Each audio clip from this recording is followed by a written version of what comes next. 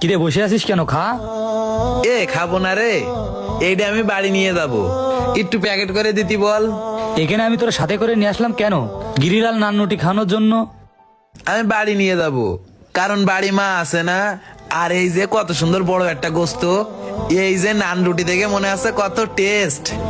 এইগুলো আমার মারে থুয়ে আমি কিরম ভাবে খাবো, মার জন্য একটু নিয়ে যাই, যেহেতু খাবারটা অনেক সুন্দর। তুই একটু প্যাকেট করে দিতি বল। আগের দিন এখান থেকে খেয়ে যে এলাকায় যে গল্প করেছি, ওই হোটেলের গিরিলাল নান রুটিটা অনেক টেস্ট। তুই সেই কথা শুনে 10-12 দিন ধরে আমার পিছনে লাগিছিস যে আমার একটু নিয়ে যাস কেন।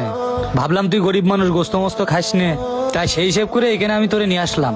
তোরে নিয়ে এসে পড়লাম আমি আর এক বিপদে। এখন আবার বলে নিয়ে যাবি মাছ জন্য। তোদের কোনো মান সম্মান নেই, শালা ফকির ছোট লোক। তুই এরকম করে করছিস কেন?